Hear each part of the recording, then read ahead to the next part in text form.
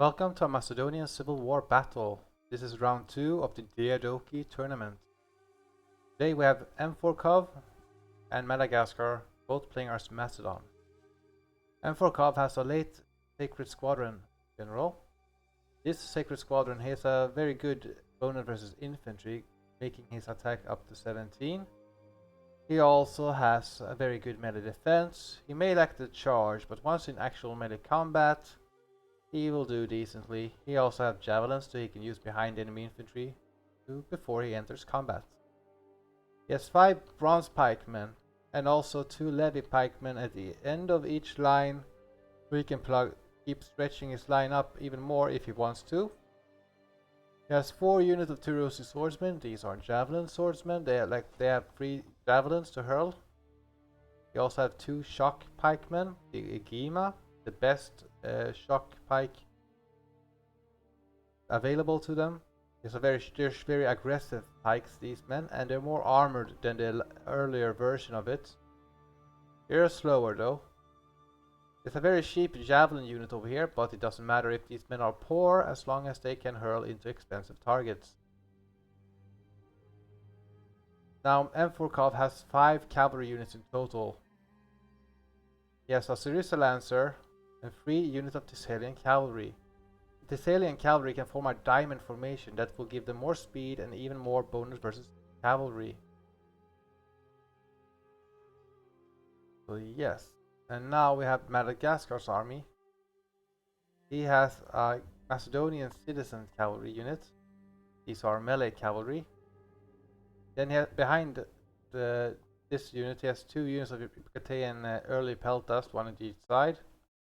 He has 4 units of Tyrosi spears, so he can defend himself against cavalry. He has 5 bronze pikemen, 2 light hoplites, 1 on each side. They have 4 speed, so they can hit the enemy, support the cavalry very quickly. Has a royal peltas unit here in the rear, 2 Agrianians over here, and then Thessalian cavalry over here, along with the general and another Thessalian cavalry unit here on the side. So Macedon's strength is in its cavalry and short pikemen, because short pikemen will butcher Tyrosi swordsmen and spearmen for that matter. So right now M4 has an advantage in terms of cavalry and infantry. The Agrianians are good. They have armor piercing ability and bonus versus elephants, but there are no elephants here. And if you have to choose between a royal peltas and a short pike, take the short pike. The short pikemen have very good stats even without a phalanx, forming up to a short pike phalanx. But once in a phalanx, they will become devastating to these earlier infantry. And if you're facing the same faction as yourself, what are you going to face? You're going to face mainly low armored targets, so skipping the Agrianians and getting the Tyrosi swordsman yourself would have also helped you, Madagascar. However, let's go to the battle here. All of M4's cavalry is, except his general then, are shock cavalry, so they will do very well on the charge.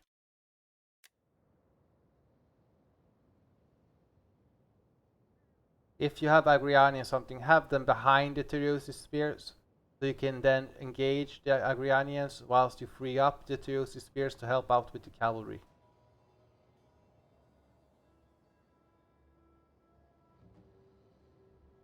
M4 is moving up. There are no short pikesmen here for Madagascar, so he will have a hard time countering these men. I see the Yucatecan peltas, and these men have spears and a good melee defense. But he's moving up with a single cavalry unit up here, whilst M4 has 2 units of cavalry already on the sides. So in a charge, these men could easily charge in and rout this cavalry. Maybe Madagascar is trying to bait him out by having a single unit here, so he can hurl the javelins if both cavalry charges in the same target. And he also has spears nearby here, so he could switch into help out this cavalry quickly if he needs to. He doesn't see any Tyreosi spears from M4 so if it comes to a pure cav fight and he can free up his Tyreosi spears, he could turn it. But he's keeping advancing here with this single Thessalian cavalry. He wants to be able to bait it with javelins. But there are no other cavalry here to support his cavalry units, and there's 2 units here.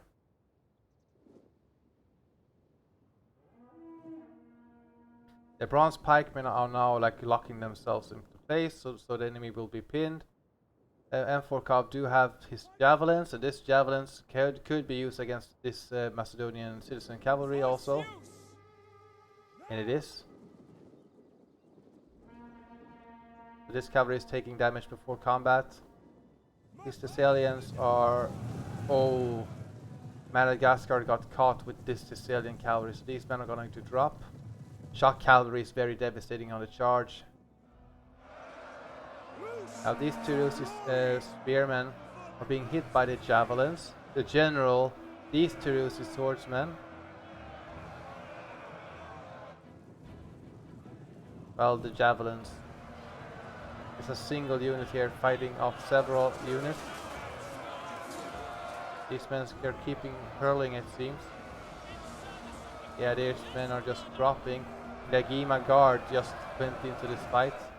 So these may waver this Tyreosi spear unit. The other spears are just standing here. The Agrianians are being here behind the lines, just hurling frontally against the bronze pikemen. They should have tried to hit. If you want to hit the bronze pikes, but again, the big threat here are the short pikemen of M4 and the fact that it has cavalry supremacy. Now these Agima guards are coming in here, and there are no counters available. He has this Peltas unit, but then it leaves him less against cavalry. Madatgascar sends all his cavalry here to try to kill off the general of M4. He could do it. Charge this Thessalian with your general. Then have this cavalry coming into the side. Oh, but this general got caught out by this Thessalian cavalry. And this charge of this general means nothing. He wasn't charging in, so he doesn't get his charge bonus. This Macedonian citizen cavalry are now fighting in here. This Macedonian general can disengage now because this is still pinned. This Thessalian is still pinned by this cavalry.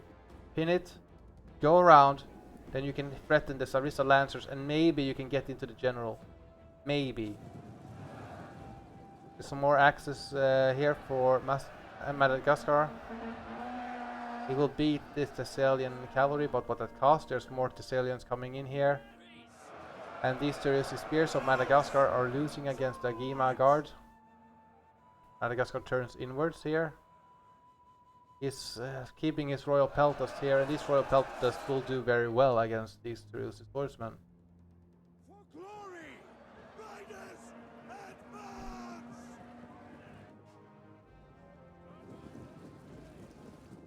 That was good. Madatgascar kept sending his general into these Tyreosi Ensoi, or maybe against these javelin units. But he should retreat. This general. M4 is here, and that unit got caught out by this who suffered quite badly of it. But there's no. So yeah, M4's general is butchering the Thessalians because they have a more melee defense, and M4's cavalry is coming in here in diamond formation. No, okay, it just charged the rear of this early bodyguard of Madatgascar and are now massacring it. It's wavering. We have some peltas here shooting the M4's general. Javelins will always do damage no matter how armored a target is. This general will be run down by Thessalian cavalry. Just massacre it. Now he's sending in his late bodyguard against the Agrianians. So still some peltas here hurling and damaging up the Thessalians, so that's well done. But these early bodyguard, he has a 7, no, he has 18 bonus versus infantry. I mean, 18 attack versus infantry.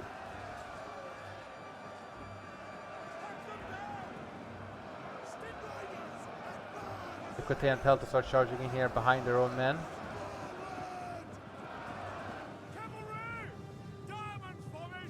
Now the Thessalians of Amphorkov is forming up onto a diamond formation here. Royal peltas here are winning against the Syrian swordsmen. Madagascar's one pike unit is freed up, so he can actually hit some of the pikemen of Amphorkov. But frontally, it's gonna be a very brutal engagement here for both sides. But Amphorkov has 2 cavalry units he can easily use to break up the enemy. That's why this has been a commitment here by Amphorkov. He could have spread out his cavalry here, but in the heat of the moment, no, he doesn't do it. These pikemen turn around, but apparently the Thessalians lost a couple of men. This charge. Royal peltas are here. Some Tyreus' spears are also coming in here. These javelin men are blocking the access to the Agima guards. But this general is just coming in here. Apparently he got caught out by the Tyreus' spears.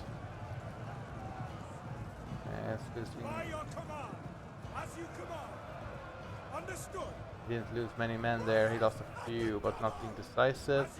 And he has full cavalry supremacy here. The shock cavalry of Macedon is very, very good. And then after the charge, he just retreats. These bronze pikemen are getting massacred. This general has a lot of kills.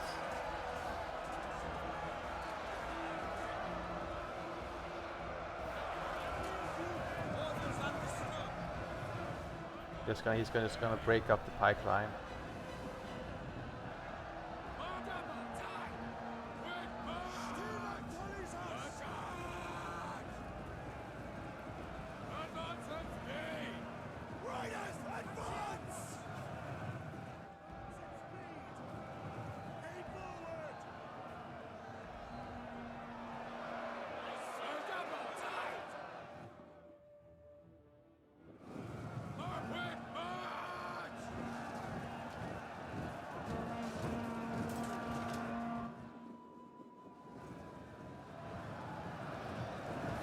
This pikeman went into a slight dense formation to try to help them against the cavalry charges.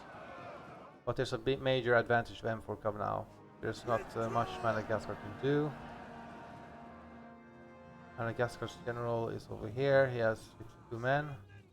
He actually dismounts his bodyguard. Now they're armed with swords. That's quite interesting. So yeah.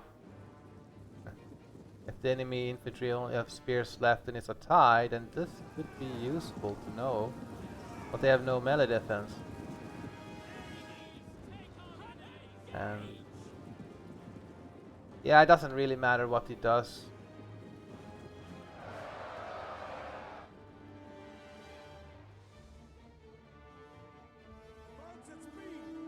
So I can, yeah. Like when you know that you're facing the same nation as yourself, you didn't really need Agrianians. You need units that are able to free up the Tyreus' spears, so you're able to assist your cavalry with the Tyreus' spears. Tyreus' spears are supposed to help you in the cavalry fight. So yeah. Should have had the Agrianians on one side to help to free up the Tyreus' spears and have the cavalry already formed up. But Madagascar didn't have anything that could really threaten the short pikemen. So that's why, like, if you can choose between a Royal Peltas and a short pike, go for the short pikemen. Like go for, because most of the Macedonian infantry is rather light on the support side. So you didn't need the Agrianians. You needed short pikemen. The short pikemen are equally as good. Just turn off the phalanx and you have swordsmen. They fight with swords. But they also have the ability to form a short pike phalanx if necessary. They will butcher lighter infantry.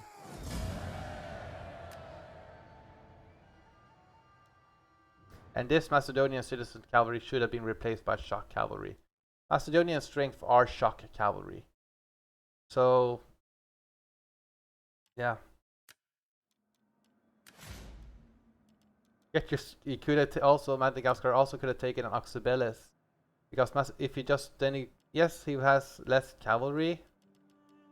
But he has the infantry. He can still shoot up the enemy cavalry. And so he just needed to switch out. And these javelin men could be hurled at one of the short pikemen units. Whilst he has a sheep or short pikeman of his own to fix the short pikeman of the enemy in place. Or butcher other troops. So it would have been a better choice in a civil war setting, because both bodyguards are going to be 200 strength. So it could have been very helpful to have an Oxybeles to just weaken up the Thessalians. You can use your own Thessalians against the enemy with an advantage. Just need to ship it away at the enemy cavalry and get yourself an advantage. Yeah, that's what I would say. Yeah, these Tyreus swordsmen that can be... You could have the Tyreus spears up front initially, but then you send in the Tyreus swordsmen to take the place, so your Tyreus spears are freed up to go with the cavalry on the side once it's time. Thank you for watching. Bye.